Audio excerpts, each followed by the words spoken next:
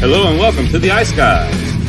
This is the show that takes you into the world of the National Hockey League. Every game, every day, from a betting perspective.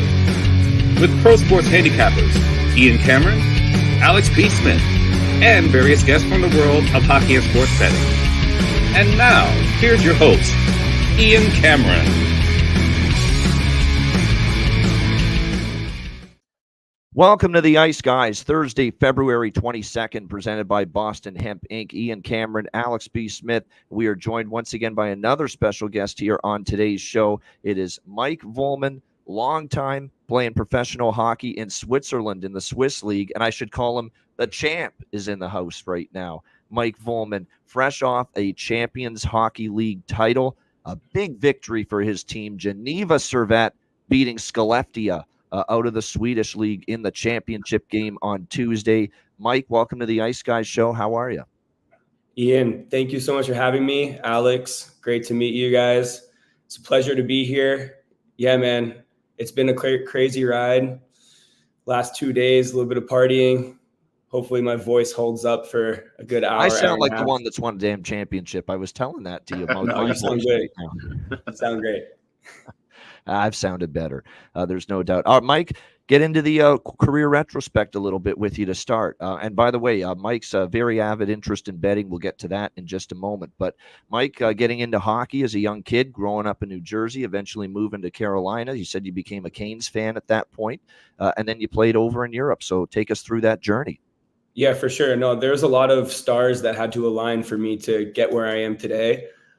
Basically all started when I took hockey seriously was the Quebec Pee Wee tournament. Got selected for the Carolina Hurricanes. That was in 2006. The junior Hurricanes went to Quebec Pee Wee, did the whole thing, and then boom, the Hurricanes win the Stanley Cup that year. So just like had the hockey bug super hard.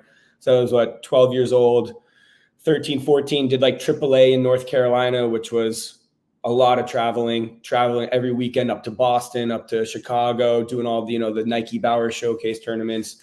Basically, my parents were just like, hey, if you want to continue doing this, we can't do it from Carolina. So they proposed doing like the prep school route up in New England. So I went to a prep school for a sophomore, junior, senior year of high school, got to play hockey there. The rink is right on campus. Was a decent player, second power play, not always the top guy, but always just like dialed in on details.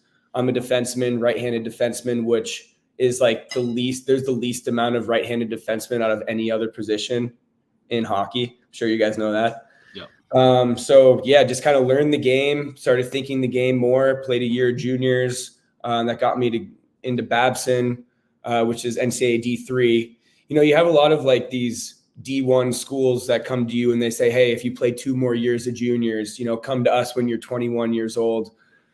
So for me, my family, it was like, hey, Babson, great school, great education. Let's get in there. And decided to do that. 4 years at Babson, won the championship there twice, lost twice in the finals. And basically just had the good fortune of having a Swiss passport due to my father's side of the family. And a coach in the National League B reached out to me. Hey, looks like you have a last name, Swiss last name. Do you have a passport? You should come play for us. We'll give you $20K for the year with an apartment. I'm like, hey, fresh out of college, why not? Go to Switzerland, see some nice views, play a little bit of hockey. So I go over, we win the championship that year in the B League. They're like, hey, come on back. We'll give you $50K this time. Okay, do that. And then after that year, that's when Geneva came knocking. Actually, Chris McSorley. I'm sure you guys know the name McSorley because Marty McSorley's brother. Brother, right? Yeah. Mm-hmm. Marty McSorley's brother, Chris, he was like the GM in Geneva and the owner in Geneva and the head coach all at the same time. I guess he signed himself to like a 15-year contract. Yeah. He had You can't get him out. Man, no, I mean, it's crazy. That's a whole rabbit hole that maybe we get into later, but he signed me. He wanted me. He liked, my personality and stuff when I met with him, and they signed me to a 2-year deal. Had to prove it, prove myself, and started from the bottom. But I followed the game plan. He is so old school, this guy. In the offensive zone, he contains the strong side D down the wall. So if there's a battle in the corner, he wants the strong side D like all the way down on the hash marks, like on top of their winger. And then the other D comes over, like the left D will come all the way over to refill his place. And then you kind of have a little F3 high kind of on the top of the circle. So just suffocating. And this guy, he loved the long dump. That was his breakout, was like, hey, let's do a hinge, DD hinge. And that D-man just slap shot it down the ice on goal. And the winger's just going to be buzzing. My first goal in Geneva was a long dump slap shot. Because one of those slap shots that like when you hit it, it kind of like turns vertical, and it just went right through the 5 hole in the goalie. And the goalie was like, and it was my only goal for like a couple months because I'm a new guy. I scored. It's like the boys are like, hey, Mike, you got to score another goal here. You can't have the long dump being the only goal of your season, you know? But yeah, so that was a 2-year deal. That's the system he wants. How can you compare? Exactly. And you know what that gets me? It gets me another contract. Yep. So had some student loans from Babson because obviously D3 hockey is like they don't give like full scholarship, whatever. So I still had about $80K of student loans coming out of there, which was just like suffocating. And as a kid, you know, coming out of college, and to have that whole system's broken. The U.S. college system like is just so broken.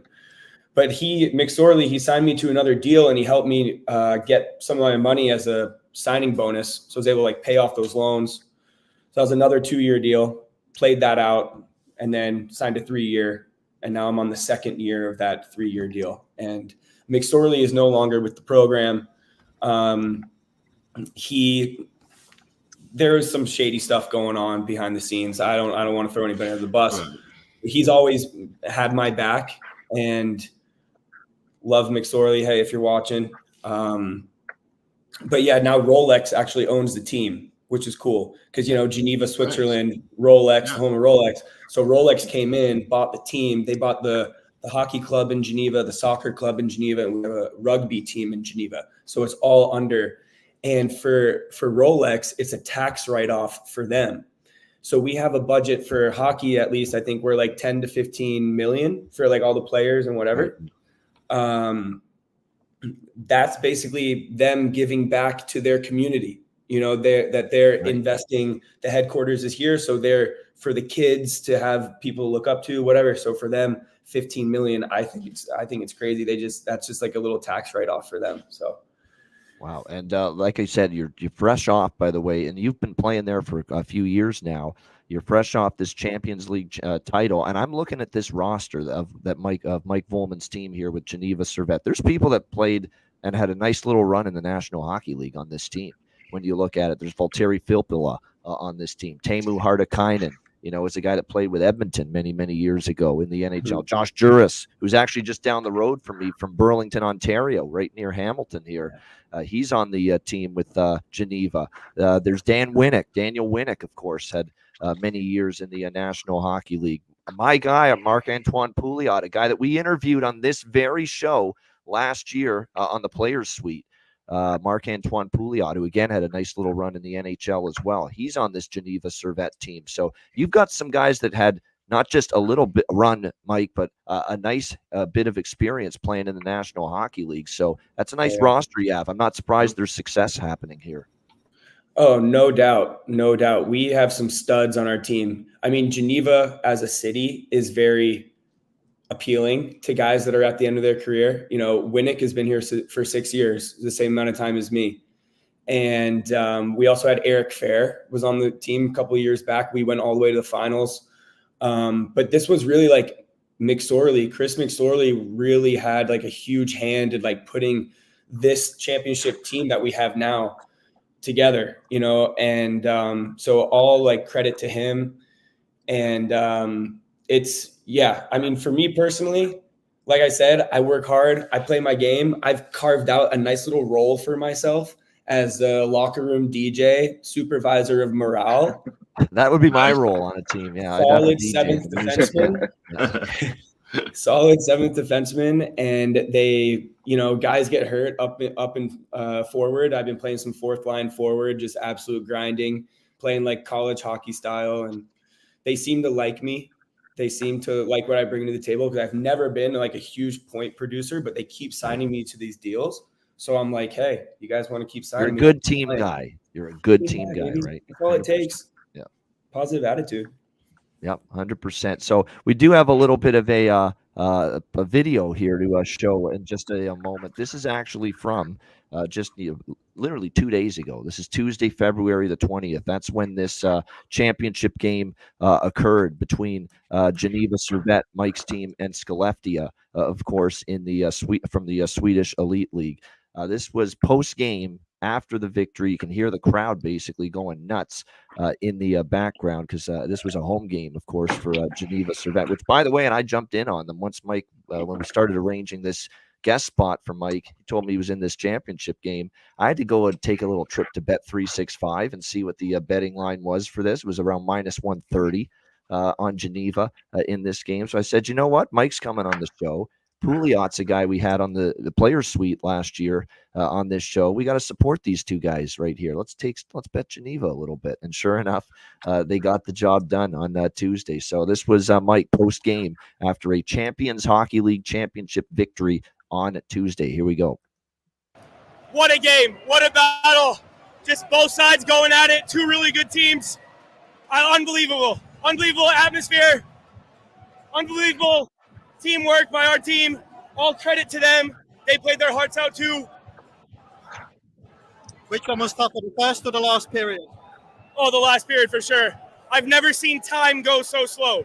Never seen it go so slow. What do you want to say to the fans who've come here? They've been absolutely amazing. Oh my gosh, I can't thank these guys enough. I mean, the fans, the energy, the ambiance. We just feed off that energy. That first period, we got those goals in the first period, and we just rode it all the way through. I mean, all thanks to the fans, all thanks to the team, coaches, everybody. Unbelievable. Toughest game of the season so far? 100%. 100%. Hardest one. How heavy do you think that trophy is? I'd probably say like 20 kilos. Probably weighs about 20 kilos. Well, congratulations. What a game. Thank you very much. Cringe.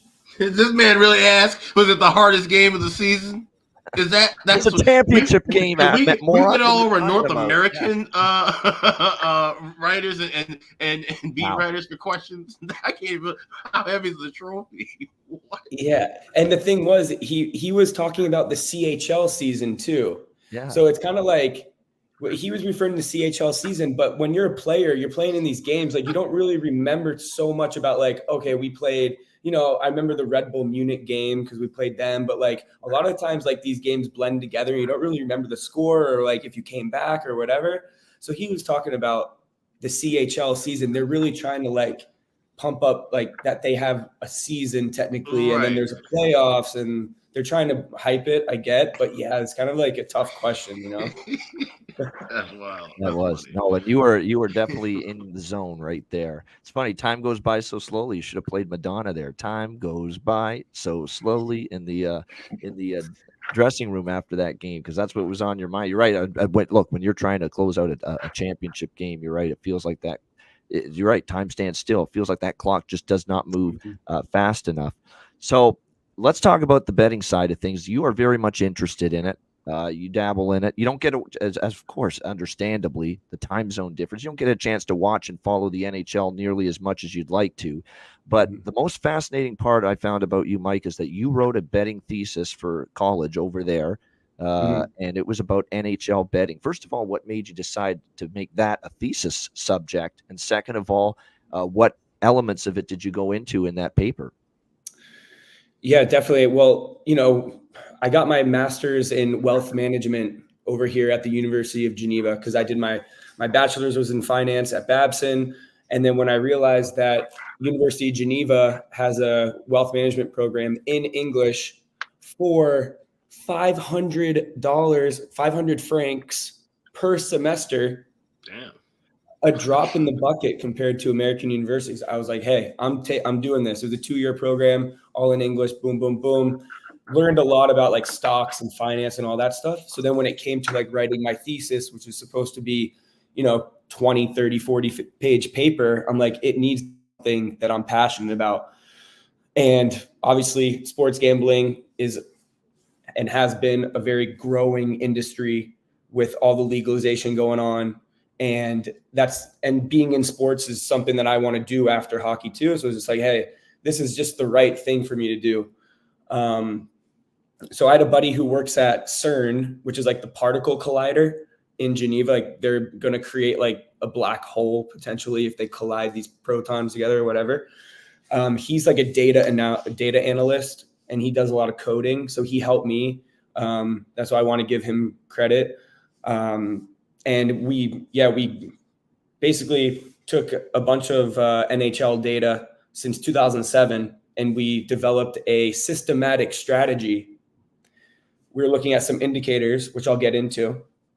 And then we were able to like back test the strategy. So we had the strategy, and then with all the data, it was like as if we put those bets down back in 2007, 2008, 2009, and then you're able to create a graph over time of the profitability. And then you compare that graph to, let's say, crypto or stocks or whatever, and you compare kind of like the volatility and the correlation. So the whole premise was, could sports gambling be a potential alternative asset? So if you have a systematic process, then can we bring on investors, be like, hey, let's bring some money in and let's use our strategy and generate a return for our investors. That was the thesis, I guess you could say. So basically a lot of research went into it. I had to look at who else has also studied this. And there's one guy in particular, Tobias Markowitz, some really good data scientist who kind of had an interest in sports as well. And he tested NHL, NBA, NFL. He tested for size, like the impact that size of a team. So that would be like their market capitalization. Like, do the bigger teams win more? And they did last year in the NHL, Vegas. Yeah, I mean, there you go. Like, is there a correlation there? Does market value have any correlation to success? And that's what he tested over all these. But what he found was most profitable throughout all these four sports was actually momentum, which makes sense. If a team is really hot, then you want to like ride the hot team. But if a team is really cold, then you would, want to stay away.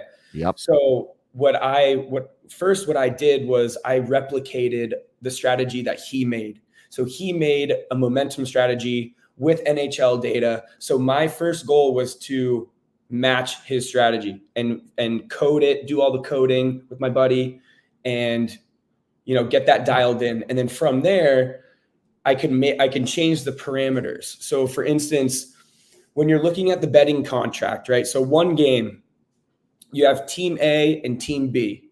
Okay. Which team do you bet on? Well, the data code looks at the previous game. So that team A, it looks for team A, their last games, their last 8 games, or their last 6 games, or their last 4 games, or 2. You can change the parameter.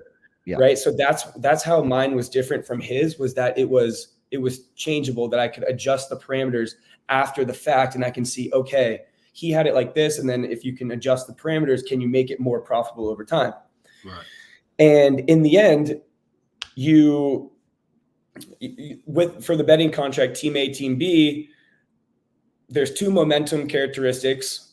So how hot is A, how hot is B? And if the spread in between the two, if one is like, let's say a -15 because they're super cold, and one is a +10, then it's above our threshold, which we assign to be 20, the difference of 20. So we're going to execute our trading strategy for that game. Okay. The trading strategy where, okay, this is a hot game. This game is a game that has a large gap. We're going to bet on this game. What you do is at the open of the betting line, because there's an open when the line comes out and a close right before the game starts. So the strategy is at the open of the betting, you hammer the favorite, right? And we do $100 wager units, right? So if the favorite is like a minus 500, then we're risking 500 to win 100 in that scenario, right? But then right at the close, then you put a $100 bet on the underdog. Yeah. So you're willing to lay big prices then, it sounds like, when you're talking minus 500. Well, I mean, this is all hypothetical, right? Yeah, This is, or not hypothetical, I guess you say theoretical. Yeah. But the unit size, we wanted, just for simplicity, we chose 100, and the portfolio, basically we started out with $10,000, and then, over time, so then you just have the strategy, you implement the strategy, and then over time you can see how much that 10,000 goes up, how much it goes down, and then you can look at the volatility, right? Is it like really are you seeing these large swings every month? It's like going way up to 30,000 and then it goes almost down to zero and then it makes it back. Like, these are all factors that you want to take into consideration when you're looking in a portfolio management type of context. So what I found was, in my conclusion, and this is what this guy Tobias Markowitz found as well, is that it's really the vigorish or the casino's cut, that 10%, that it's never like a risk 100 to win 100. It's always you have to risk 110 to win 100, right? And so that we all have to overcome as bettors, yes. And it makes it so hard. It makes it so hard to get a strategy. Alex, did you want to say something? I'm sorry, I saw you. Oh, no. I was agreeing with you. Yeah, of course. Yeah. You got to have that big, and then it's even more expanded when we're talking about hockey, because you're not laying just 105, 110 all the time like football, basketball. You got 130, you got 140. You have to have your own parameter within the parameters of what you're working with as well, just on what you're comfortable betting with. Yeah. So that's why when we're talking about theoretical, the minus 500s, like, that takes a lot of courage to do that, but that's one loss of a minus 500 favorite, Mike. And I'm not telling you something you don't know, and you're digging out of it first. You're going to have to win a few, just to get back to what you lost in that one that lost as a minus 500. Yeah, for sure. So then I went even further.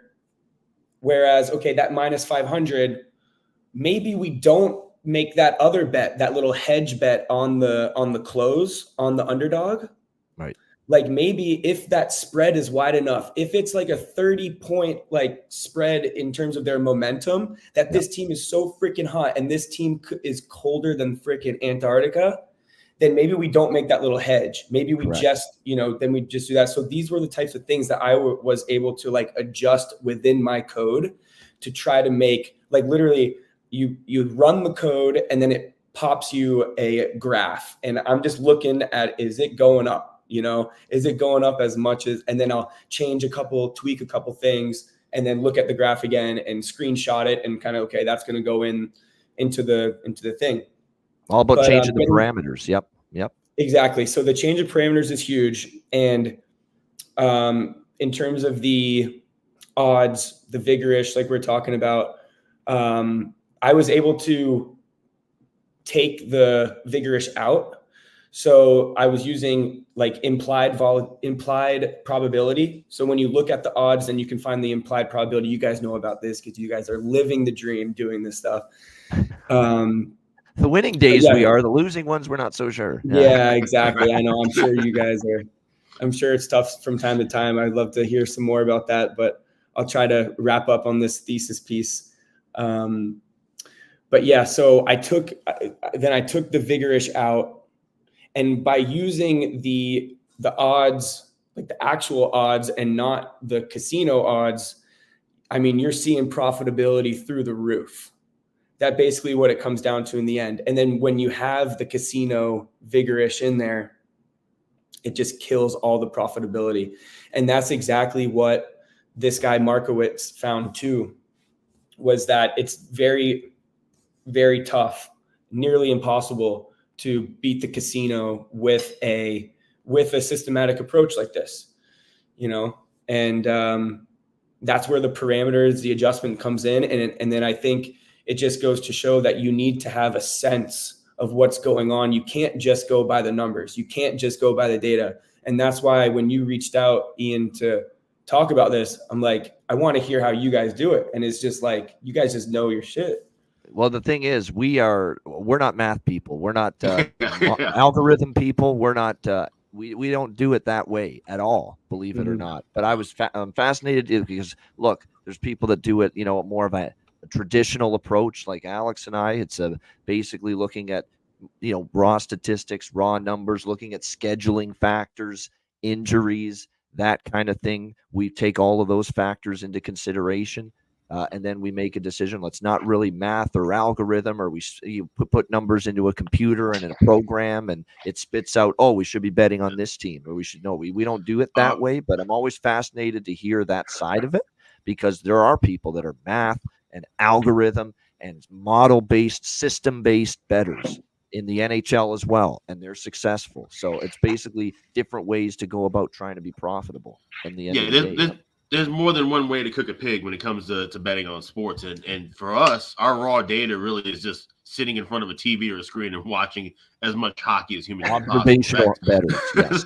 So that is a big chunk of it. Yeah, the eye test, yes, literally. That is the biggest form of my handicap. I'm a kid who failed math twice in high school. And I've learned more about math having this as a career than I ever did beforehand. But it's because it's related to the sport and watching the sport. So I've been able to kind of be able to understand models and different things within the math side of gambling. But it started from just the raw love of sports. And then I had to come into the other forms of that. I like that he weighs current form. The what I got out of what Mike was saying about his algorithm that he would put into that software program that he put together is that current form matters a lot in Mike's algorithm and Mike's process. And it definitely matters as well. I've said this for years, no matter what the sport, current form outweighs season-long results. It has to, because teams are not going to play well from October to June. You're going to see, oh, they're good in October. Oh, they fall into a valley. Oh, they start playing well again. Oh, they're slumping again. Teams will morph throughout the season, and in a lot of cases, multiple times. And you have to be able to keep up with that. Matt Robinson, by the way, is with us. Matty, is there anything you want to jump in and ask Mike? Nothing particular to the thesis, but I was going to mention I'm a hockey nerd. I always look at hockey DBs. We actually crossed paths in the AJ when you were playing for the Cyclones. I was on the Philadelphia Little Flyers, and then I actually played the next season for the Northern Cyclones for Bill Flanagan. So I was only there about 20 games into the season. I ended up going back to the North American League, but played with a lot of guys that you would have played with: Simon Leahy, Felto, Swanson, a lot of those guys. So it's funny how the hockey world, I'm a 92, and with people around your age, how many paths you cross. I'm sure I played with guys that you played at Babson with and things like that. So it's always funny how small the hockey world is. So nice to meet you, man. Yeah, no, nice to meet you too. That's super cool, man. Yeah, shout out to the Northern Cyclones, man. That's a great organization. I mean, they were, Atlantic Junior Hockey League, not the best league in that area. It's really the Eastern Junior Hockey League, which is the one that's produces the most Division I players. And these guys were just like top of that second league. They were top of the league all the time. And now they took over a college. I think it was like Daniel Webster University. They like took over the dormitories and stuff, and like they have the players living there, and then now the kids are able to like study as well. So it's not just a junior program now. It's like Cyclones Academy or whatever. So they're killing it, man. It's like a prep school. Yeah, for sure. But great stuff. Yeah, there you go. There's always a connection. Isn't that fucking nuts? Yeah, like Matt and Mike, there's some kind of connection from their time playing hockey. That's the beauty of hockey. Levels. There you go. It's the beauty. Cross paths, a lot of cases at some point in time. All right.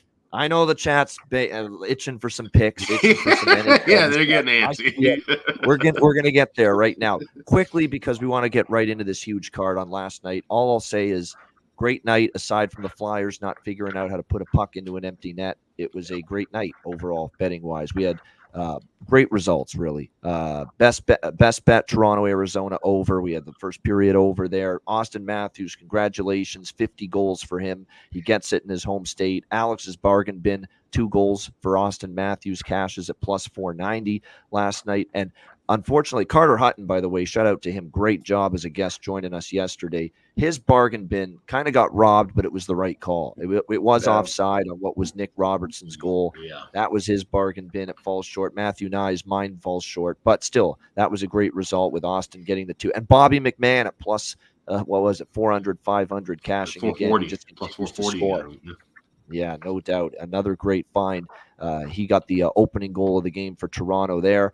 Philly with the 3-1 win against Chicago. The first thing I noticed in that game was right as rain was Carter Hutton. He's flopping around and bouncing around. Soderblom falling down. It's something he said. He falls down. Hutton said that. If you go back and listen to the show yesterday, it's exactly what he said about Arvid Soderblom, Chicago goaltender. He falls down, his feet stink. And that's exactly what we saw through multiple parts of that game last night in that loss to the Flyers. Great game, believe it or not, Buffalo, Montreal, back and forth. Sabres get the victory on the dad's trip there. We saw Columbus and Anaheim. That was another good game there with the overs cashing. We didn't get the both teams to score. That's the only negative. The both teams to score in that game and the Toronto game did not hit in the first period, but everything else did. It was great.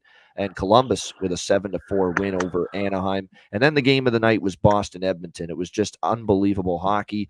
Bruins losing Matt Grzelcyk, short-handed on D, and yet they got out, a win 6-5 in overtime. Hell of a job by the Bruins, but their blue line is banged up. Shattenkirk and Lindholm and now Grzelcyk.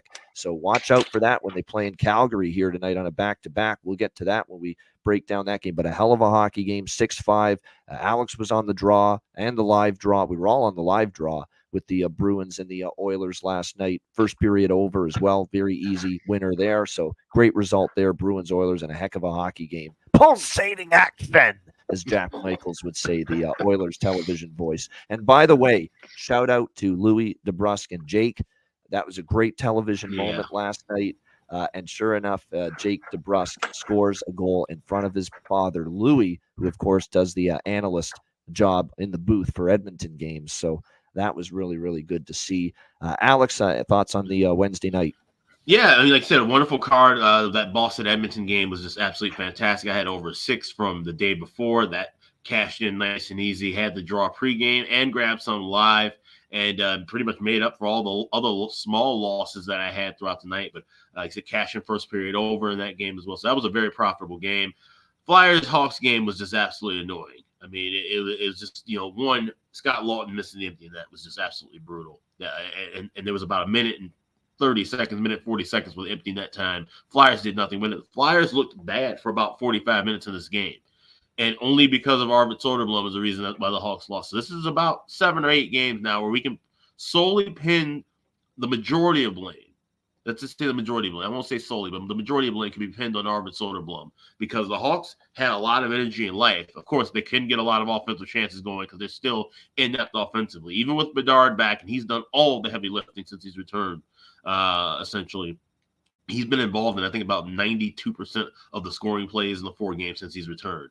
So somebody else has to step up and help him out in that department. But Soderblom just, even if you're tanking right now, you're also kind of destroying morale in the way of tanking by the way that he's playing because these defensemen are losing confidence day by day. And that's the biggest thing you're supposed to be doing with guys like Korchinski and Phillips and Vlasic. You're supposed to be building confidence with those guys. And you can't do that when, okay, we make one mistake. We know it's going to be a goal because we don't have a goalie back here. We got a bunch of cardboard boxes. So that game pissed me off. But other than that, everything else was really good for last night.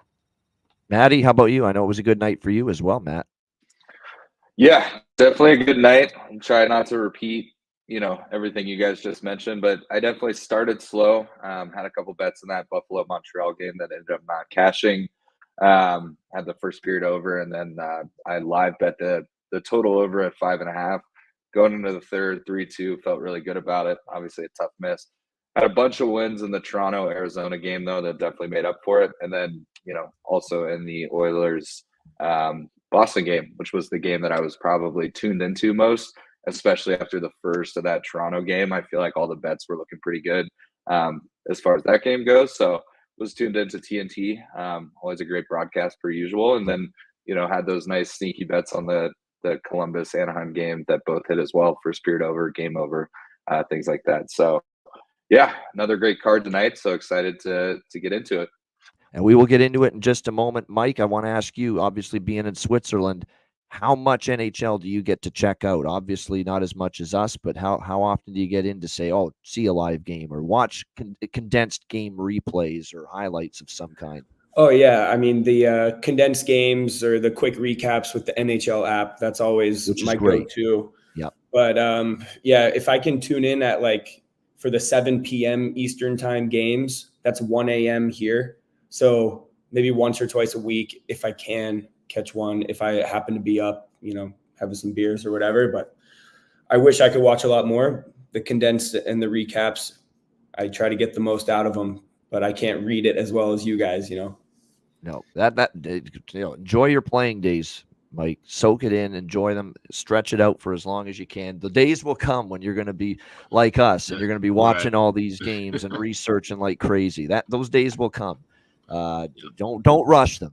You got lots of hockey left in you first, no doubt. All right, let's get into this Thursday card, and we start with, I think, the game of the night, one of the games of the night, Eastern Conference Finals rematch, Florida Panthers taking on the Carolina Hurricanes. Carolina minus 115 home favorites, 6 the total in this game. I'm going to go right to Mike first because Mike moved from New Jersey to North Carolina as a young kid and ended up becoming a Carolina Hurricanes fan. He actually was a Devils fan very early as a kid, but became a Hurricanes fan. Give us some memories of Carolina Hurricanes hockey. For you, growing up, you got to see the 2006 Stanley Cup victory, of course, when they beat Edmonton in that great 7-game series. So your love for the Hurricanes and hockey down there.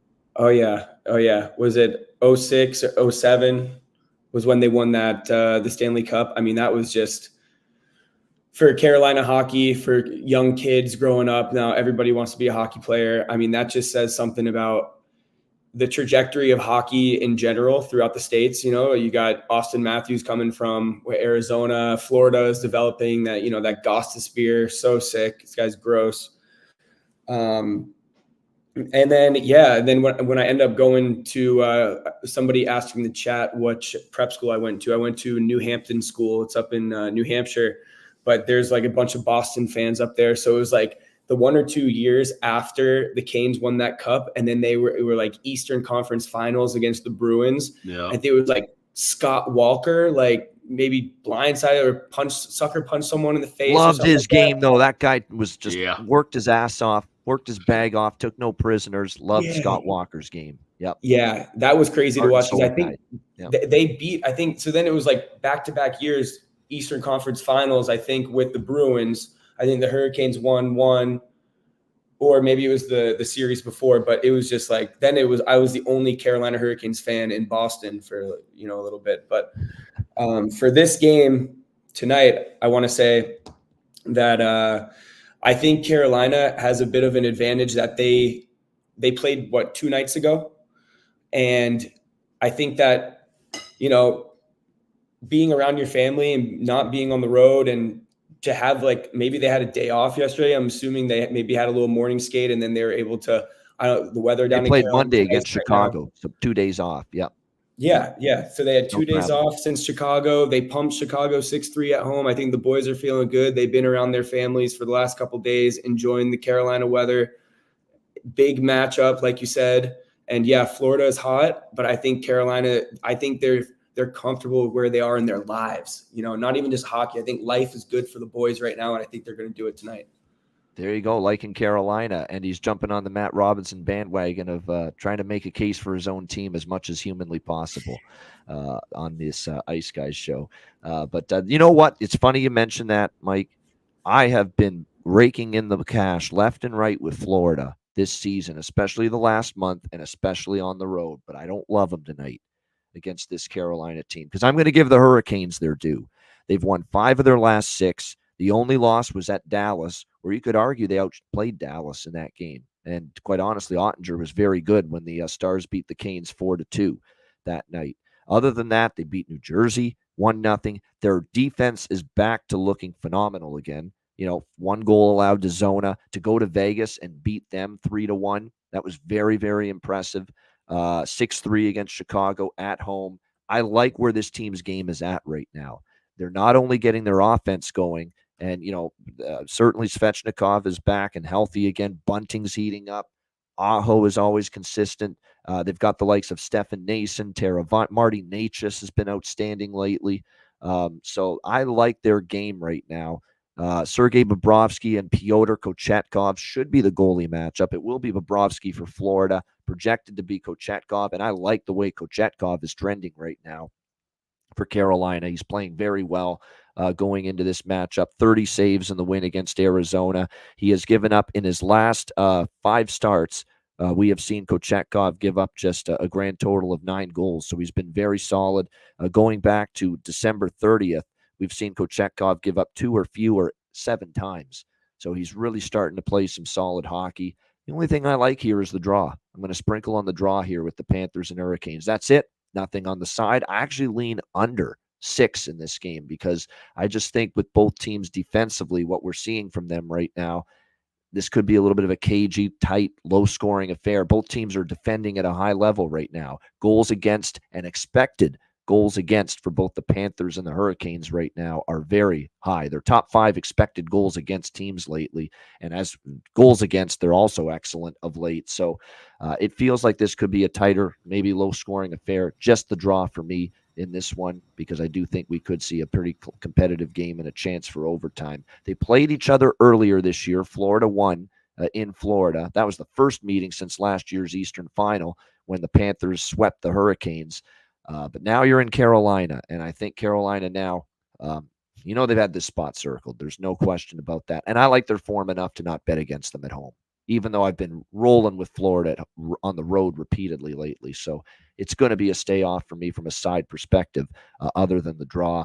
Alex, what do you like here in this great, great matchup, this ECF rematch, Panthers, Hurricanes? Yeah, I'm expecting tight hockey too. I do think we can see, if we see any goals, we see them early. So I'm going to be looking live for a first period over. $1.25 is a cheap price, so we should be 4 or 5 minutes into the game, definitely getting plus money. And if I see the kind of pace and tempo I like, we can jump in and grab that. But I'm definitely all over that draw. Plus 325 is not the best of prices, but that's going to be, we're seeing this now.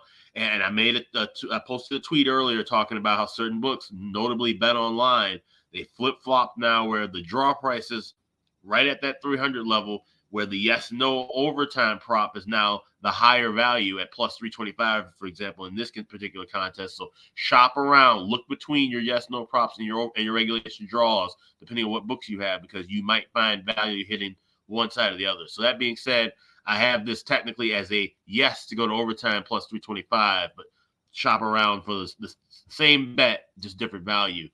Panthers, Canes should be a tight one. Like I said, under makes a lot of sense, but I've seen some history, and you have to throw out the playoff history, of course. Obviously, the playoff games are going to be played way tighter, but if you look at the regular season, there's been a little bit more offense, especially early in games. So I'm looking for a first period over live, but definitely will be on that draw as well. All right, live first period over, and the draw here for Alex in this one. You're right, that race to 4-0 plus 130. I mean, we've seen a lot of 3-1, 3-2 lately with these two teams, so maybe that can get home. Matt, how about you here, Florida, Carolina? Yeah, I think this is one of those games where I don't have a lot to bet on it, but I'm very excited to watch it. I think it's going to be a playoff type of game. I do think both teams will come out hard, just knowing that, they are both probably going to see each other in the playoffs if they're going to go the distance. So I do like the first period over. Alex makes a great point, minus 125. So literally 5 minutes into the game, it may be, pretty good plus money. But you always run the risk of that early goal. So I may sprinkle the first period over and then jump in live if it does get some better odds, because I think there will be some goals in this game. But I do think it'll slow down as the game gets on and they kind of feel each other out. There we go. Good stuff. And as Mike, the Hurricanes fan with us, we hope his Hurricanes can finally get one over on the Florida Panthers, because we know they've kind of had their number going back to the playoffs last year. All right. By the way, for props in that game, I would say there's not really anything huge as far as moving up the lineup here in this game tonight. But I will say this for Florida, we have seen, Tkachuk really heat up lately.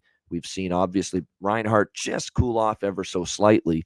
But Verhaeghe on the top line you could look at. And for Carolina, I think the props I'm most focused on, Bunting's heating up. Natchez has been outstanding. I'll throw one at you, though. Jesper Fost is on the top line for Carolina tonight with Aho and Svechnikov.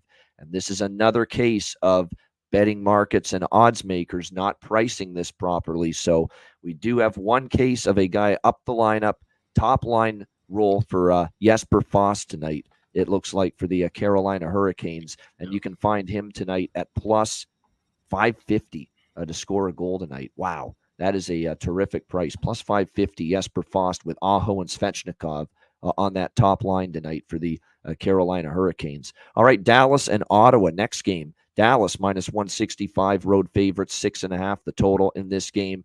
I mean, I feel like I've talked about the same bets that I like with Dallas in particular of late when they play. So I'm just going to keep it brief so we can keep a nice pace here.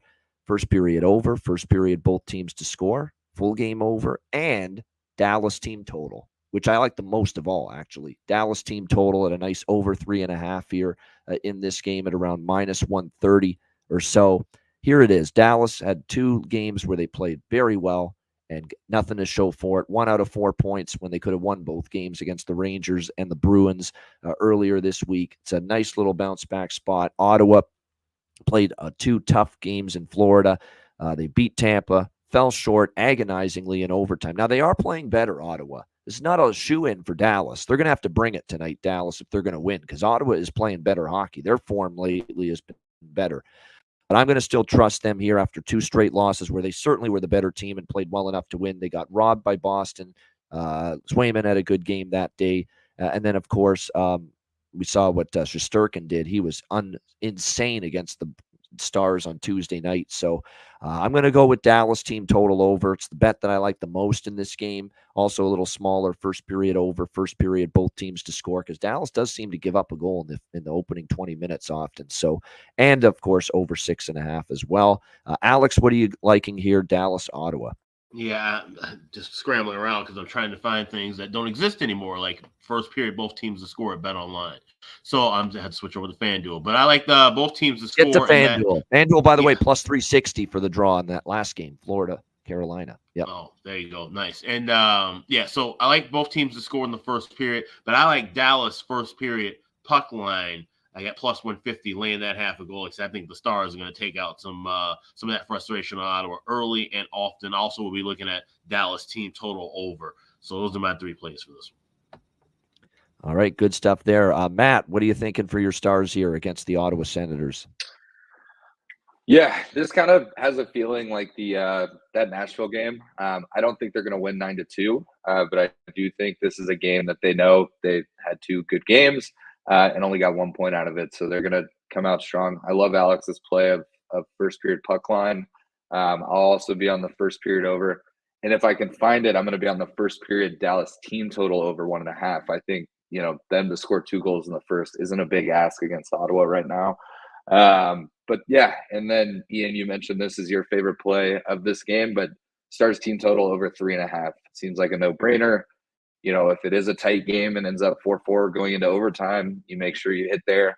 But I think Dallas comes out similar to Nashville. Again, I don't think it's going to be a 9-2 game or anything like that. But I could see it being a 4-1, 5-2 type game. I think, they want to take care of business, especially against an inferior team in Ottawa. Yeah, no doubt. I think it's a good situation here for Dallas. Yeah, a lot of props that I'm interested in. Ty Dellandrea, Matt Duchene, Joel Hanley, Wyatt Johnston, Mason Marchment, Tyler Seguin, and Wedgwood's not playing. But those are the guys that are Ontario boys for the Dallas Stars that are playing in Ottawa tonight. So a little extra incentive. That's the angle we look at too, Mike, with player props. The player going back home or to his home province or hometown, and he always wants to play well, and better chance maybe to see him score a goal or collect an assist or get a point. That's definitely an angle we use with player props here on this show, no question about that. Forsberg and Ottinger, by the way, confirmed goaltender matchup here. Mike, what do you think about this one here, Dallas-Ottawa?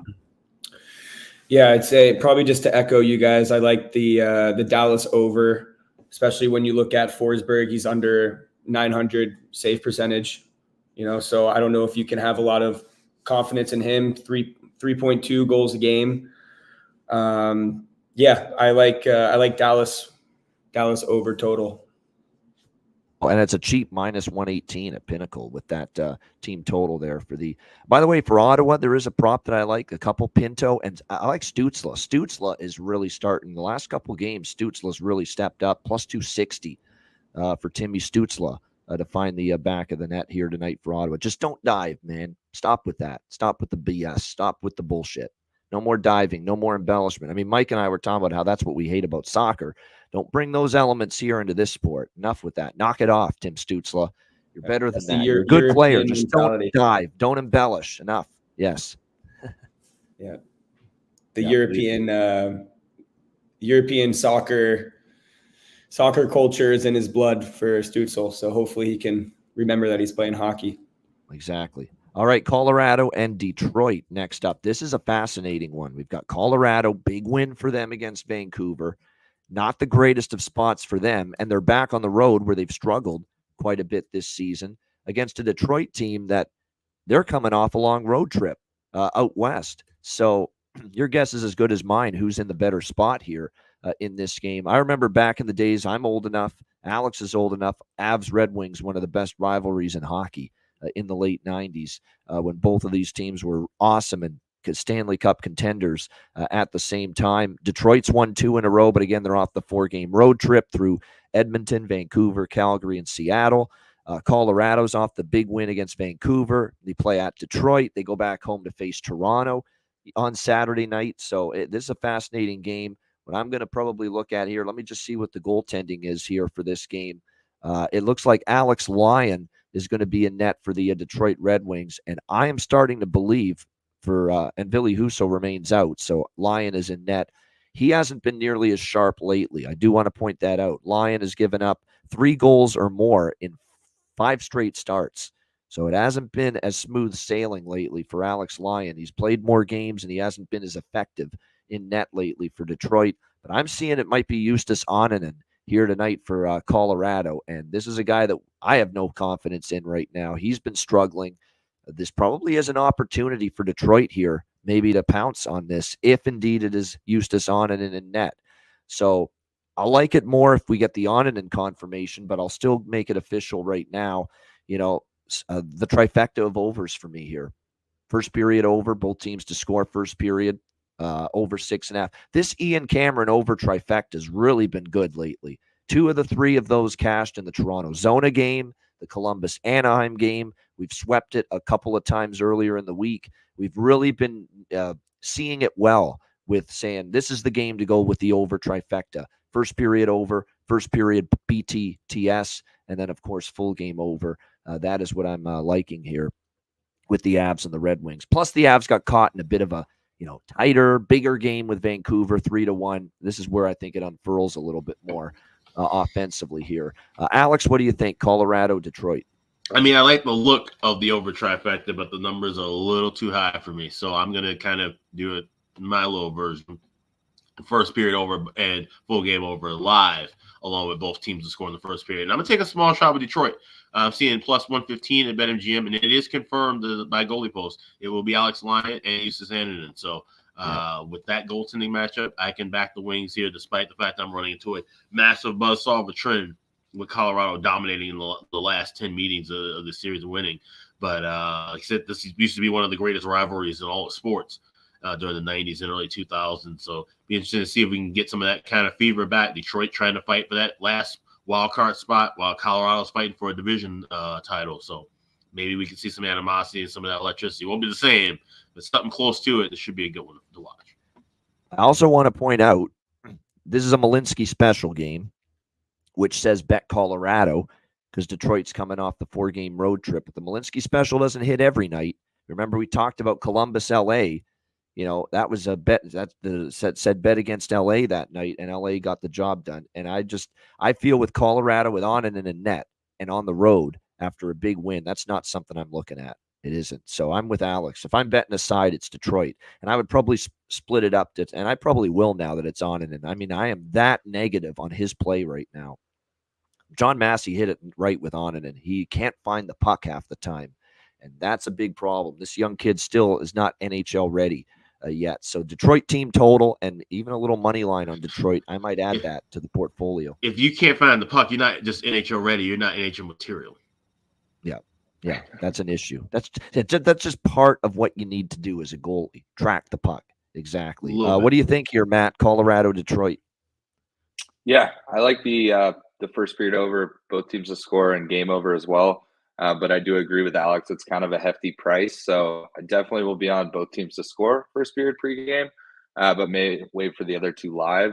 And then I'm gonna go with what Jason Demers said on the Betcast a few weeks back. Detroit coming off that 4-game road trip, the first period they'll feel drunk. It's they're home. It's weird. So I may jump on the Colorado puck line just in that first period, and then I think Detroit kind of figures it out. But I'm seeing plus 160 on Colorado to have the lead after one. I think it's worth throwing a little bit on. So those will be my plays. And then as far as props go, I feel like Kane's kind of heating up. So I may throw a Kane anytime goal scorer prop out there as well. He is Patrick Kane, healthy again and starting to produce again. All right, Mike, how about you? Colorado, Detroit.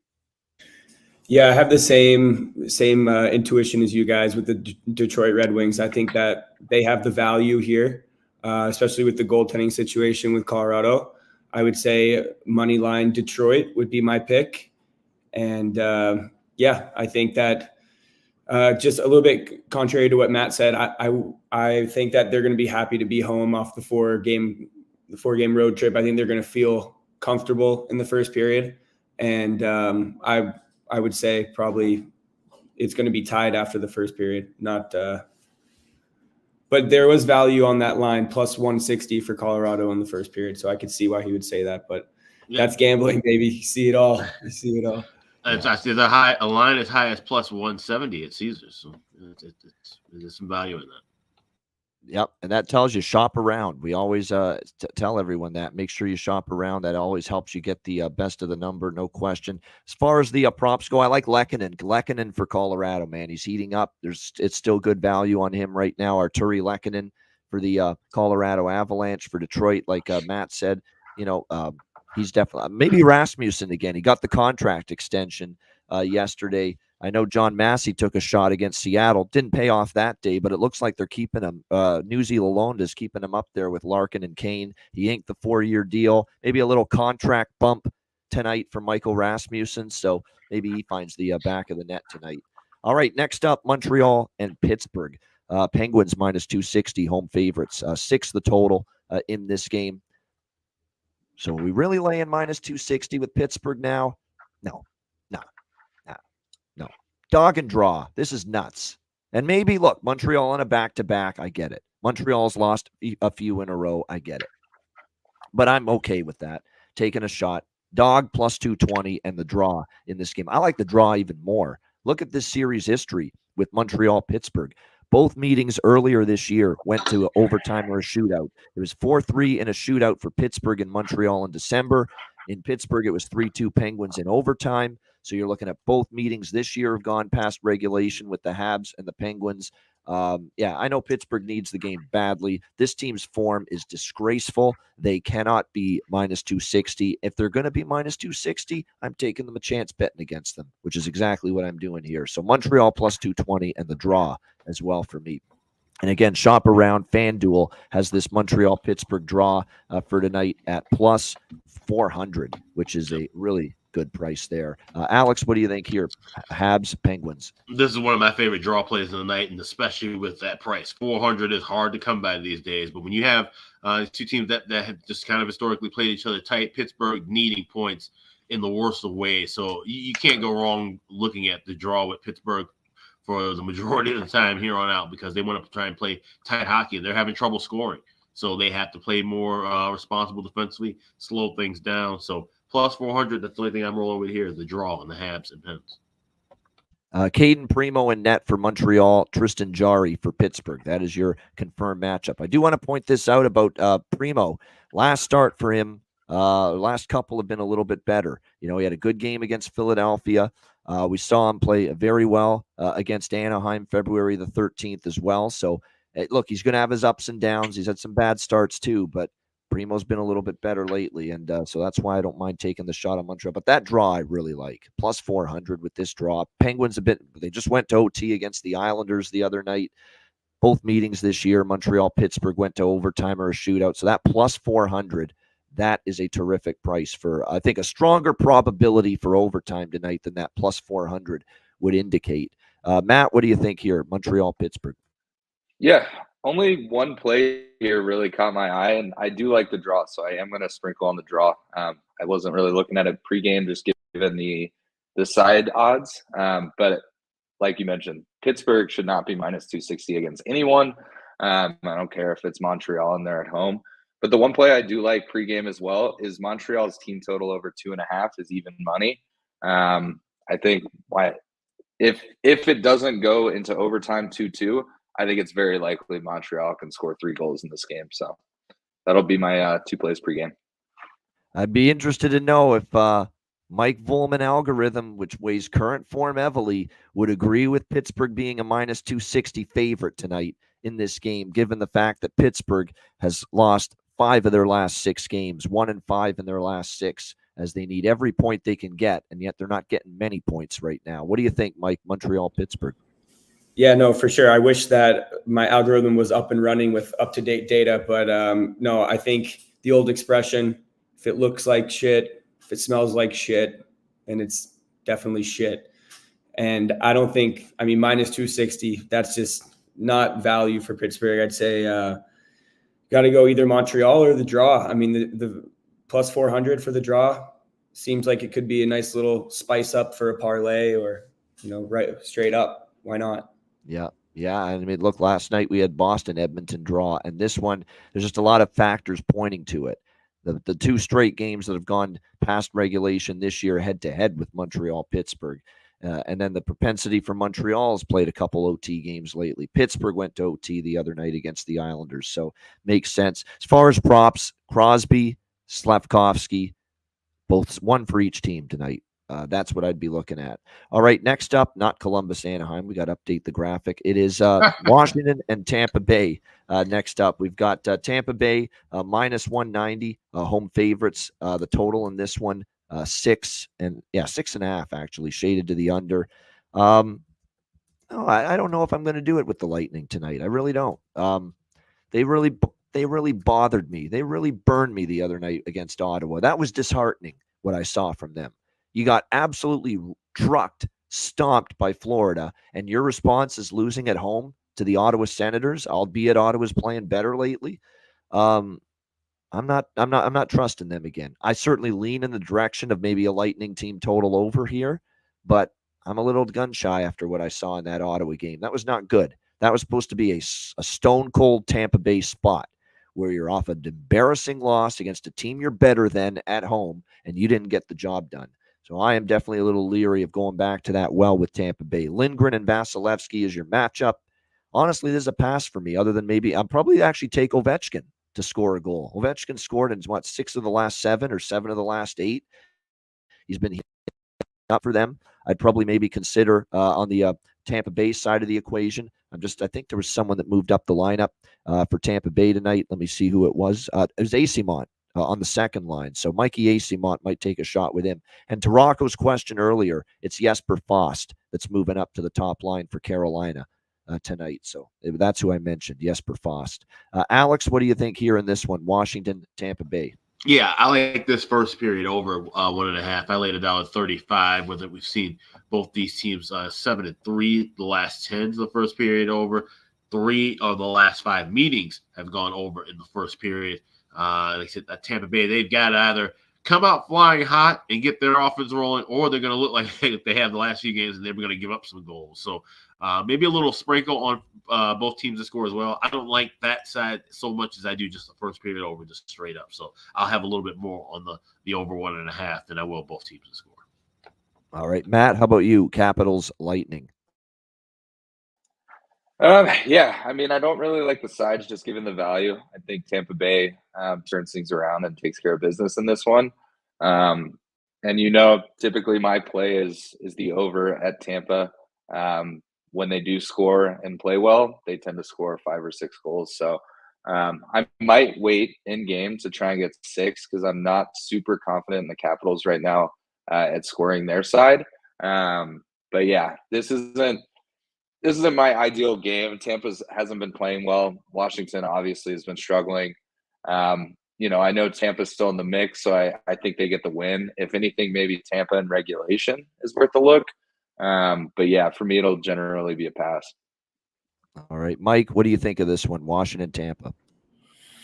Yeah, I think it's always tough to bet against Vasilevsky, especially. I mean, they haven't been playing well, so they're due for a bounce back. He's due for a big game, so definitely probably would be a pass for me as well. If I had to choose, though, I'm taking the Lightning at home.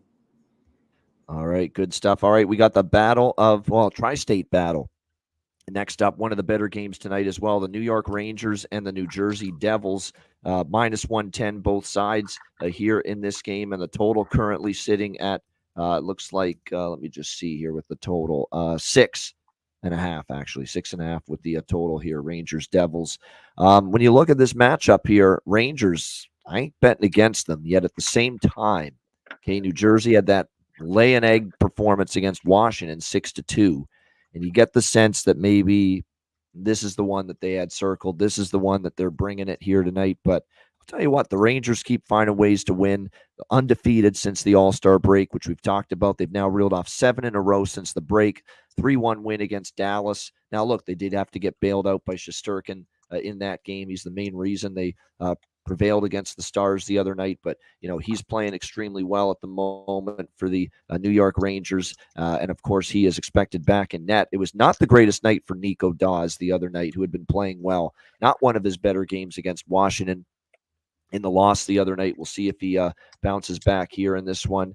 Rangers are pass, but you know what? I'm opting to pass because I just got that feeling New Jersey's going to bring a pretty good game tonight. I don't know about win, but I do think after the loss against Washington, they'll be a whole hell of a lot better here in this game tonight against the New York Rangers. By the way, Panarin, also, it's worth noting, day-to-day lower body injury. He missed practice yesterday due to this lower body injury, so he is a game-time decision. Same with VC for the Rangers, and of course, Blake Wheeler, his season over with that unfortunate injury we saw out of him.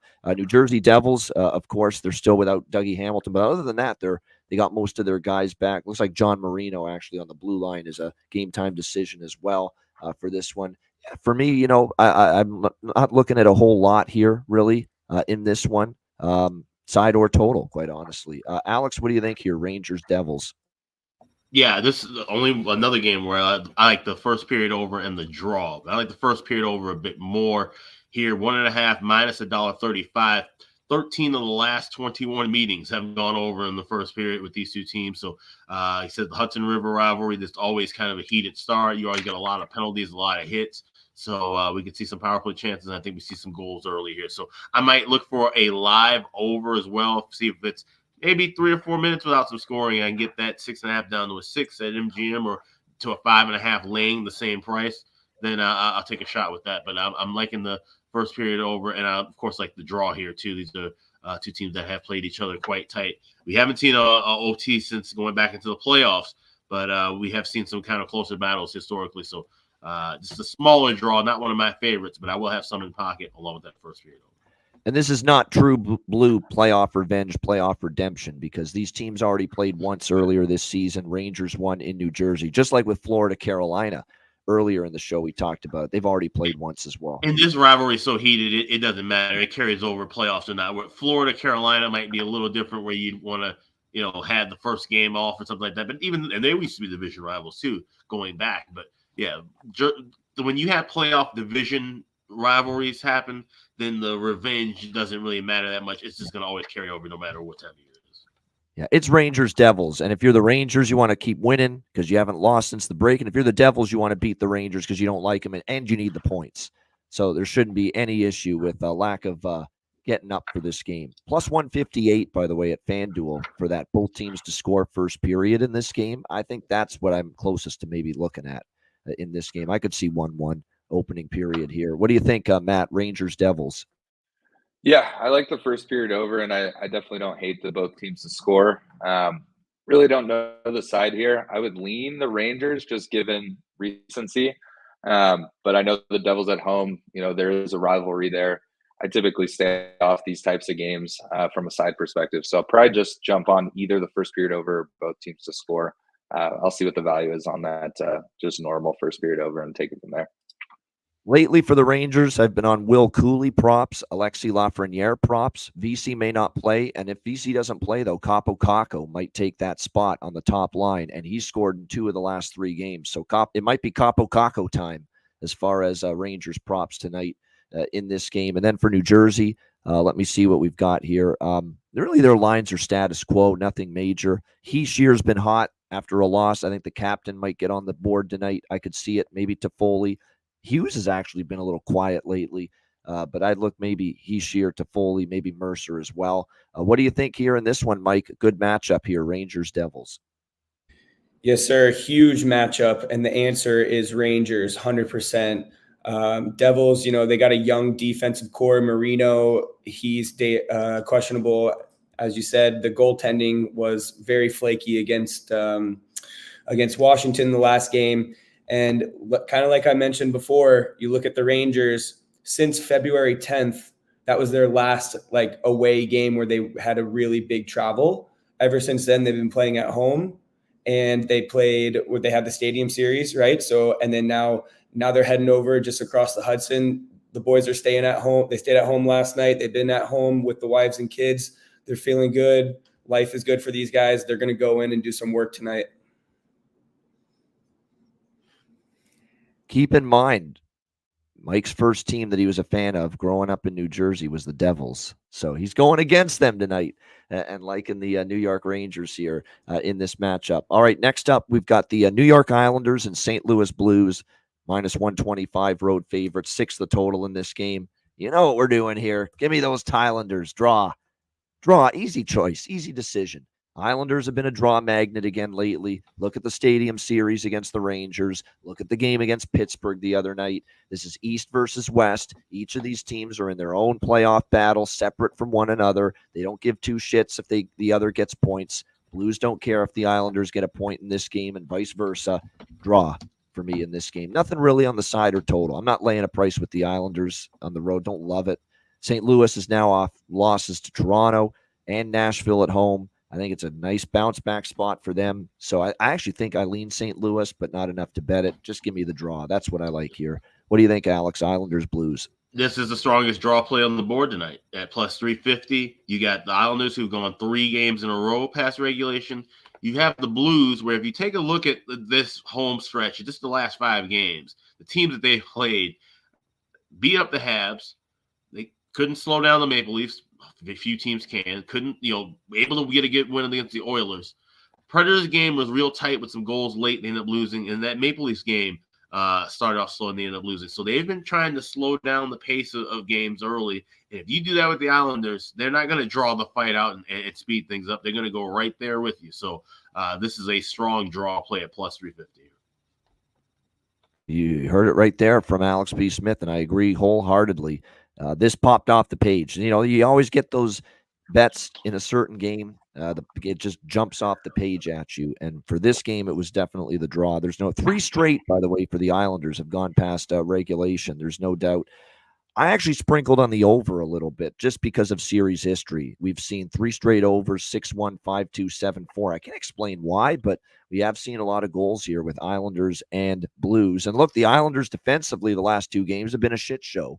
So at over 6 instead of 6.5, I am going to jump in a little bit on over 6 in this game tonight with Islanders and Blues. What do you think here, Matt? Islanders, Blues.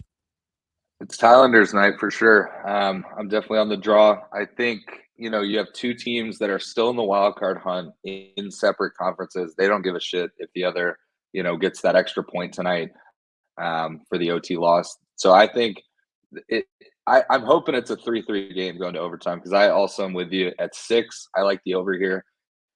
Not 2 teams that I love overs every game or anything like that, but I don't think the Islanders are as tight as they used to be. I think they've been playing pretty loose, but I think, if it gets to 2-2, 3-3, both teams kind of sit on the back burner, get their free point, and then, it'll be an overtime game. So I'll be on both of those plays as well. But that's really it for me. All right, Mike, Islanders Blues. Yeah, just to echo everything you guys said, draw definitely looks like the play. But for me, I'm thinking under. I think that if St. Louis is going to win this game, they got to keep it low scoring game. They're going to just try to play a dirty, grinding home game, wear down the opposition, look for like a 2-1 win here. All right, there you go. Liking the under, and that's the one fear I have is that these teams now played a little lax defensively the last couple. Do they tighten up here tonight? There is the potential for that. We'll see if that indeed happens. Varlamov and Binnington, by the way, the goaltenders. For me, look, Dobson, Barzal, and Brock Nelson. Don't overthink it for the Islanders. These have been the guys that have been carrying them lately. And then Jake Neighbors, Jordan Kyrou, especially on the St. Louis side. Those are the props definitely I'd be interested in. Once again, for them. Oh, I want to throw something out here as far as St. Louis. Zachary Bolduc has been called up from the minors. He is actually going to be in the lineup tonight. Second line, 20 years old, 8 goals, 15 assists in 48 games, 17th overall pick in 2021. Why not? Why not a little sprinkle there? Zach Bolduc for St. Louis. And this is a guy that, again, is going to be on the second line, so he's going to get opportunities tonight. I'm seeing what the goal prop is here, plus 480. I'll have that in pocket for sure. Great value there. Top 6 forward at plus 480. All right, next up, we've got Boston and Calgary. The Bruins now minus 125 road favorites. The total in this game sitting at 6, or actually 5.5 rather, shaded to the over in this game. This is interesting because you would ask me what I thought about this game a few days ago, and I would have told you Boston is going to take this game seriously because Calgary went into Boston right after the All-Star break and just whipped Boston. It was one of Boston's worst home games all year. So I remember that, and I'm like, I'm circling. Bruins are going to want payback when they play Calgary in Calgary. But here's the problem. Boston's blue line is beaten up big time. They lost Matt Grzelcyk to injury last night. He's day-to-day. I don't know if he's going to be good to go, return tonight, but it looks like game-time decision. They'll know right before puck drop. Hampus Lindholm is already out for this team, so they are battling injury on the blue line right now. They played a very intense, high-pace game last night against Edmonton. It was very frenetic, back and forth. They blow the, 4-2 lead. They end up winning in overtime 6-5. Now they're on a back-to-back on the road, expending all that energy last night. So I think all those factors keep me off betting Boston. I want to bet Boston, but the back-to-back, the injuries on defense, even though I know they want payback against Calgary, those are all concerns enough for me to keep off this game. I like first period over. Lean both teams to score in the first period. They've been trending first period over lately, both of these teams as well. And by the way, Boston-Calgary first period overs head-to-head have actually been pretty strong as well. So that's what I like more. I don't love over 5.5. I could see it slowing down, but first 20 minutes, definitely, I think we can get 2 goals combined. What do you think here, Alex? Bruins, Flames? Yeah, 8-4 to the first period over the last 12 meetings. You mentioned cluster injuries on defense. We know how Calgary is susceptible to giving up goals early. I love this first period over. You can get it under $1.10. There's $1.06 floating around at FanDuel right now. Probably be talking about this game again a little bit later. Liking it a lot. There he goes. I like it. I like it a lot. I remember that from the old, was it? That Ace Ventura? Dumb and Dumber. Dumb and Dumber. Yeah, it's one of those Jim Carrey movies. Got the wrong one. But yeah, Dumb and Dumber. That's what it's from. I did a good one there. Not a bad impression. What do you think here, Matt? Boston, Calgary? Yeah, I also like the first period over. I honestly like Calgary. I wish the price was a little better. I think, Boston, they battled back after giving up the lead last night. I think, I don't want to say that they didn't deserve to win, but that's 2 games in a row. I think Boston kind of got away with it. And I think, maybe it's time for Calgary to beat them up again. But I don't think it'll be a blowout or anything like that. But I do like the first period over, and I lean Calgary. If Boston scores first, I will live bet Calgary because then it'll be, plus 200 plus. So, yeah, that's my thoughts. He's up on the top line, by the way, tonight for Calgary. Moved up there by Ryan Huska, the head coach. Anything's possible. I'm talking about Martin Pospisil for the Calgary Flames. Anything's possible, including him scoring tonight up on the top line. Same with Connor Zary. They're going to be with Kadri, it looks like, on the top line. So you can get Zary at plus 360. You can get Marty Pospisil here tonight. No relation to Vasek, by the way, the tennis player from Canada. Plus 620. Batano for Martin Pospisil. That's a great price. Plus 620. Marty Pospisil. Top line, it looks like, tonight for Calgary. What do you think here, Mike, Boston, Calgary? Yeah, I think it's going to be a great game. I think Boston is going to fight through the adversity, but Calgary is going to be that much more hungry, being that it's a home game. And Boston has championship potential. Calgary knows that. And these guys are coming into their barn. I think Calgary is going to be ready. So I like Calgary here. I got to admit this. The reason why I'm off Boston too is because Calgary is a home dog. I don't have the exact record. They've been good as a home dog. Look at what they did against Winnipeg earlier this week. This is what Calgary does. They play up and they can play down to competition. And they do have the rest advantage, obviously, with Boston on the back-to-back. So that's why I'm not on Boston, even though the revenge spot looked great about a few days ago. It doesn't look as good right now for me. All right, Toronto and Vegas. We got 3 games left. We've got the Leafs here, minus 115 road favorites in this game. The total currently 6, shaded to the over in this game. This is definitely first period over, full game over for me. And I know that Vegas doesn't always be an over team. I get that. But Toronto's popping in these goals left and right. We've got Martin Jones in net on the back-to-back for Toronto tonight after we saw Samsonov last night. Martin Jones is trending back to being, well, more like Martin Jones. That's basically the gist of it. If you look at his recent starts, 4 goals allowed against Ottawa in that game. Yeah, he was okay. He was actually good against Anaheim, but that was a blowout, 9-2. He only had to face 20 shots. Before that, he gave up 4 to Ottawa, 6 to Vancouver, 3 to Calgary and Edmonton, 4 to Colorado. You know, his numbers have gradually declined a little bit here in recent games. So that's about it for me here. Now, look, I'm not stepping in. I'm not on Vegas tonight, even though I'm done. There've been multiple games now. The situation's been good for them, and they've lost. The Minnesota home game, the Carolina home game. The only win in their last 4 games was a lousy San Jose team.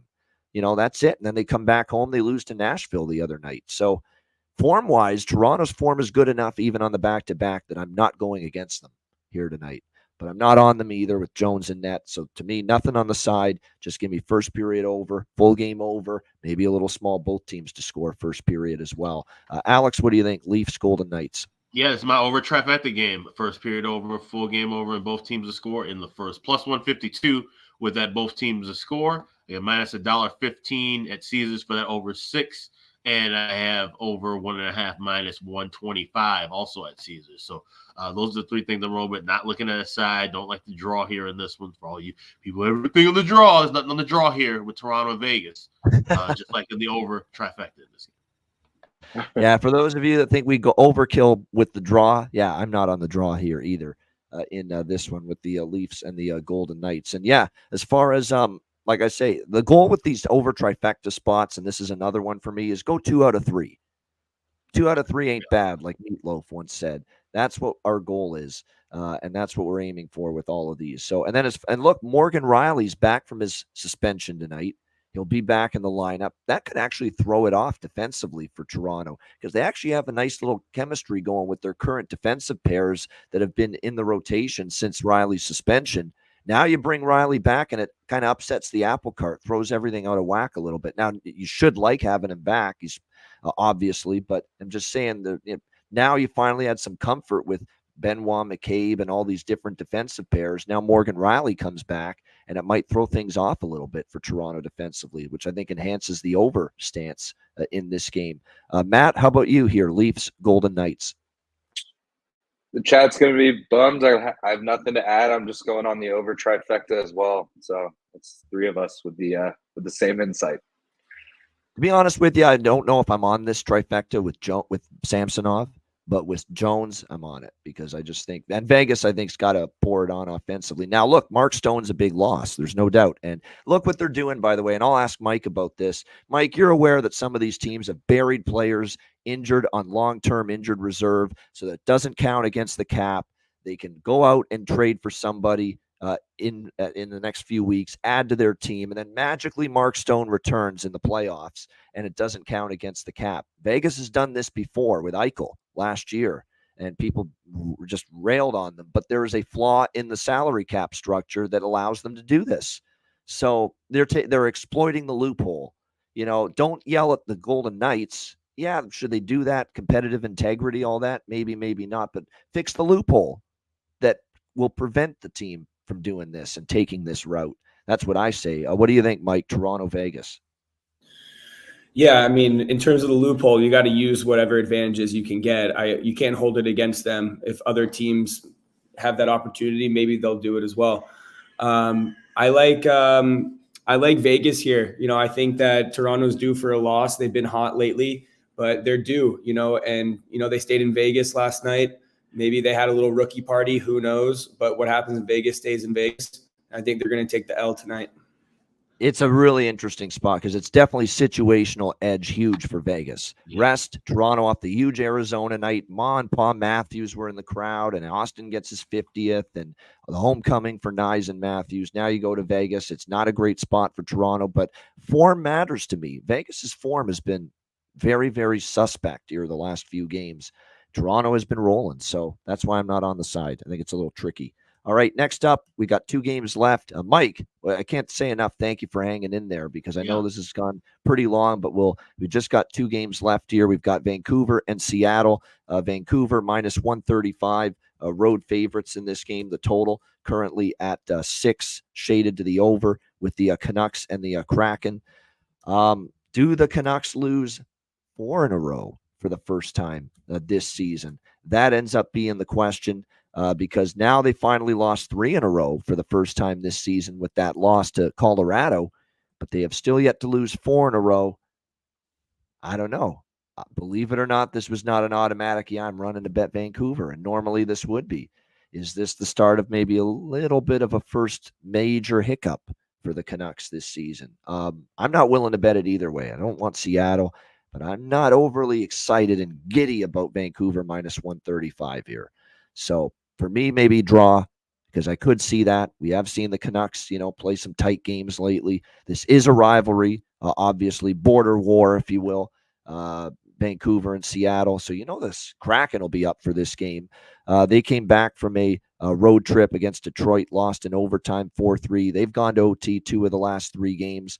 Last time they played each other in Seattle, it was 5-1 Vancouver. November the 24th. Seattle won in Vancouver before that. So the road team has won each game. I mean, I could only look at the Canucks, but I got to admit, I got cold feet. I got a little concern here that maybe this is going to be a little skid because it's very difficult for even the best teams, Alex, in the NHL to avoid a skid at some point.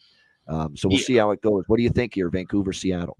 This falls under the draw season formula in a different way. You have a Seattle team that needs points desperately to try to get back into the wild card spot. You got a Vancouver team that's one of the best teams in the league, but like you said, going through a little bit of a skid right now. And it's funny you mentioned the border war. I haven't really seen the animosity that I thought we would when they announced Seattle was going to be in the league.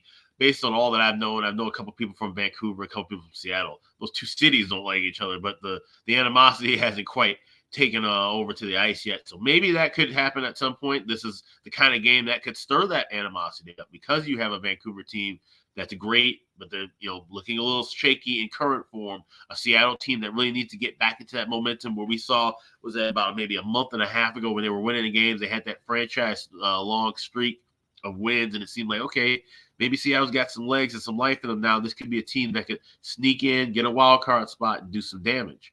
They got to get back to that form as well. So these 2 teams that are kind of colliding in a different way, both in the same division, both needing points. So at plus 325, I grabbed a little bit of the draw here in this one. All right, draw for Alex with Canucks and Kraken. Mike, Matt will be back in a moment. But first, Mike, what do you think here, Vancouver, Seattle? Yeah, I mean, I like Seattle here. I think that they're hungry, like you said, and Vancouver being on that skid, I just think Seattle's just going to be more hungry here, and they're at home. They're going to get the job done. All right, like in Seattle, home underdog plus 115. I mean, they are definitely in dire need of points, Seattle. There's no question about that. And like I said, I'm especially at a minus 135. If you tell me Vancouver's minus 110, even money, plus money, which they never would be, by the way, in this matchup against Seattle. But if they were, I'd bet Vancouver. But minus 135, no thanks. Let's see them stop the bleeding. Then maybe we get interested. All right, what do you think here, Matt? Vancouver, Seattle.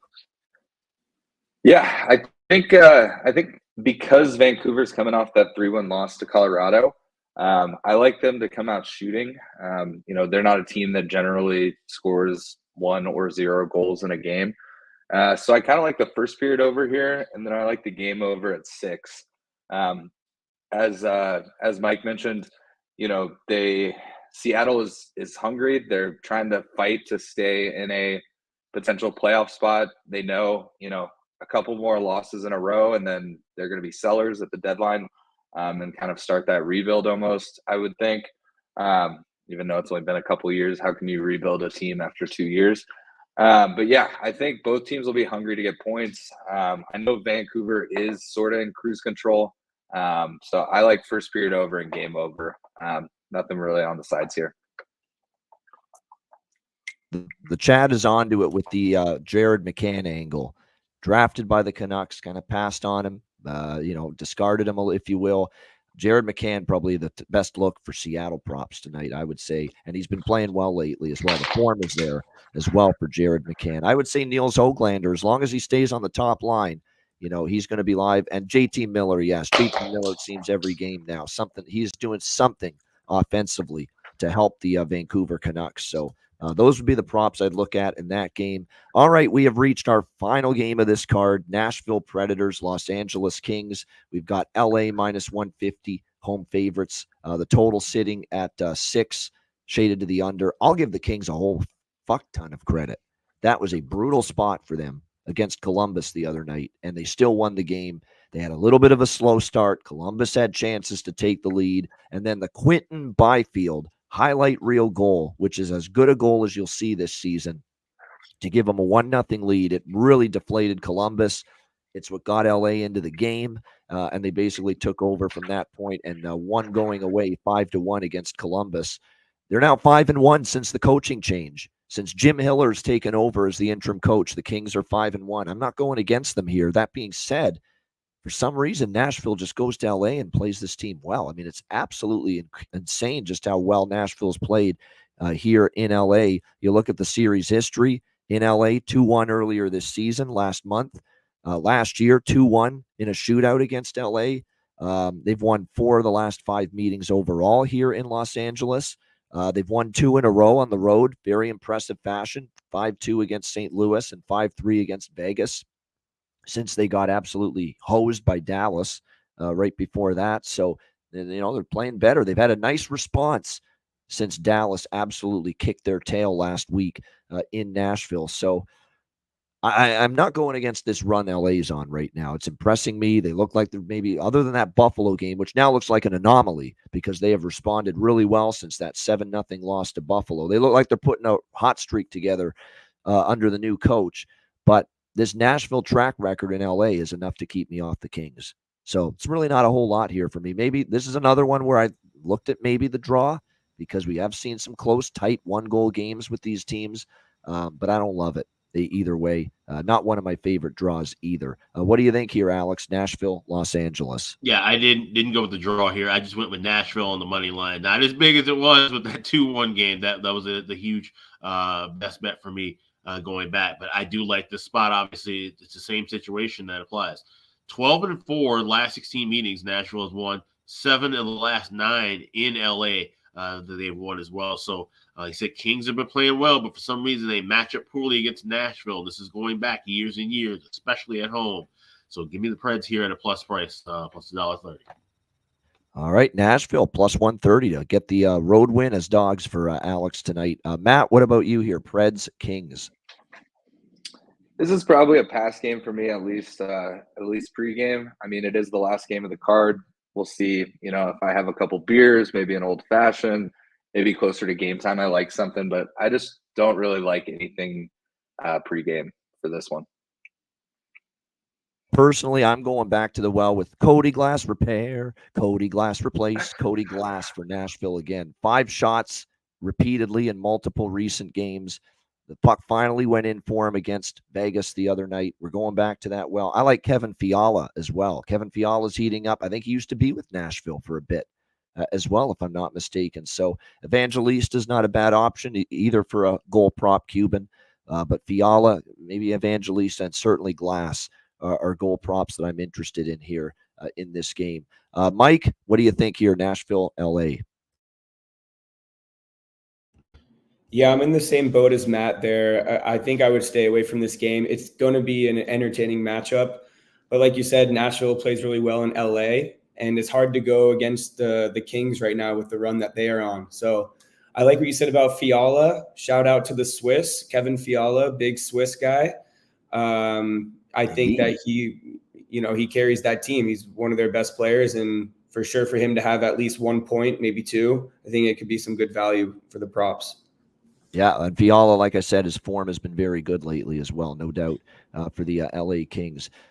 I know it's almost 11 p.m. locally where Mike is right now in Switzerland, so we'll wrap up the show in a moment, the 3 of us, but we'll let Mike run because we got to run the ad and do the best bet and bargain bin special. Mike, awesome stuff.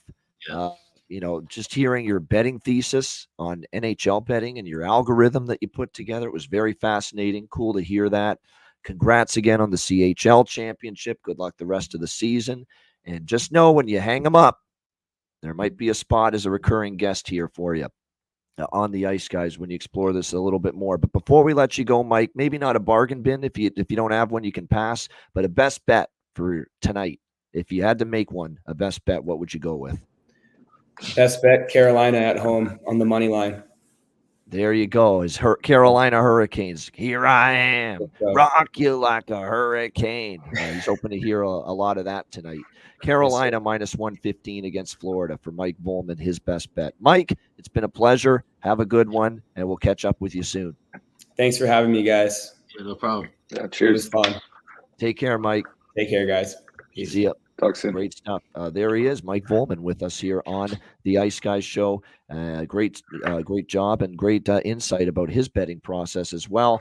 All right, we're going to wrap things up. It's been a long show, but a good show. Once again, patreon.com/Ice Guys, just $10 per month. Again, you've got our daily sides, totals, and player props, goalie charts, totals charts, and more. And again, we've got more Patreon exclusive live betcasts coming up in March and beyond. Patreon.com/Ice Guys. And again, your $10 per month subscription goes a long way to keep this show going for the long term. So again, sign up, $10 per month, patreon.com/Ice Guys. Our next betcast, free for all, available to everyone publicly next Tuesday, February 27th, 7 p.m. Eastern. It's a great slate of hockey, highlighted by Stars Avs, first place showdown in the Central. So again, join us next Tuesday night for that, 7 p.m. Eastern. DM or email me or Alex for a spot on the betcast, and we will make sure we get you on it. And of course, the Ice Guys store. Get your gear and merch at iceguys.myspreadshop.com. Yeah, we got everything in stock, and then the Caps are coming back finally in the next day or two. Still waiting on that confirmation. But all the T-shirts, all the hoodies, all the calendar and draw season merch, everything is available right now at iceguys.myspreadshop.com. All right, bargain bin special of the night, best bets to wrap up the show coming up in just a moment. But first, as always, we hear from our great daily sponsor of the Ice Guys show, Boston Hemp.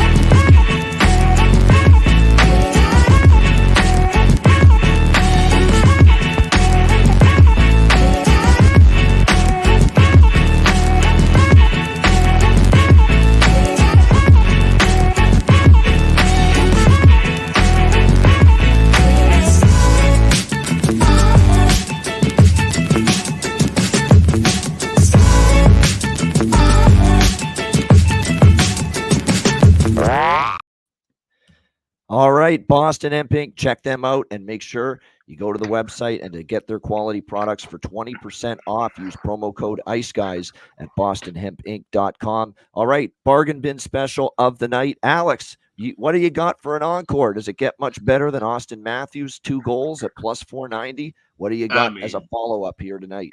Yeah, that's pretty good. It's gonna be tough to follow, but I think we got one here.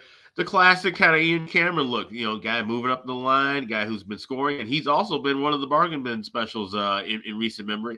Connor Zary, give me him plus 360 over at FanDuel to score a goal anytime for the Calgary Flames going up against the Boston Bruins tonight. I like that first period over quite a bit, so hoping he can get one of those goals early. Connor Zary plus 360 is my bargain bin special tonight. All right, Matt Robinson, what do you got in the bargain bin? It's been good to me in the past, and I like the value. It's plus 420 on Bovada. I'm going out to Carolina. Mike's pick of the night. Stefan Nason, anytime goal scorer. He scored the other night against Vegas, so look for him to bounce back with another one while I'm on the show. So Stefan Nason plus 420 probably can get a better price. All right, yes, indeed. Stefan Nason, who has scored before when you've been on the show the same night, plus 650 at FanDuel, by the way, for Stefan Nason. So quite the price there. And because the bargain bins are so good, I'm now compelled to bet some of that. No question. My best bet, or not my best bet, my bargain bin special of the night is also from that same game, that same team, but I'm going with Jesper Fast, moving up to the top line for Carolina. Jesper Fast plus 520 at Patano. To score a goal tonight, playing with Aho and Svechnikov. He's going to have great opportunity tonight. Jesper Fast, Carolina, plus 520 for my bargain bin special of the night for this Thursday NHL slate. All right, best bets. Alex, what do you like for best bet? Yeah, I misquoted the record. It's not 12-4, but it was 12-6 the last 18 meetings with Calgary and Boston. First period over 1.5. You can lay it as cheap as $1.06 at FanDuel. Man, missed those prices being regular, but we'll take it here. This is the Bruins, a depleted team on defense, and a Flames team that likes to get up and down early. So we're going with the first period over Bees and Flames, minus $1.06 over 1.5. It's my best bet for this Thursday. All right, there it is. He liked it, and he's making it his best bet. Boston, Calgary, over 1.5. First period for Alex B. Smith with his best bet. Matt Robinson, what do you got for best bet? Yeah, I'm gonna take it to the Stars tonight in Ottawa. I'm going to take the team total over 3.5. Again, I feel like Dallas is due for a bounce back. They've had 86 shots in their last 2 games.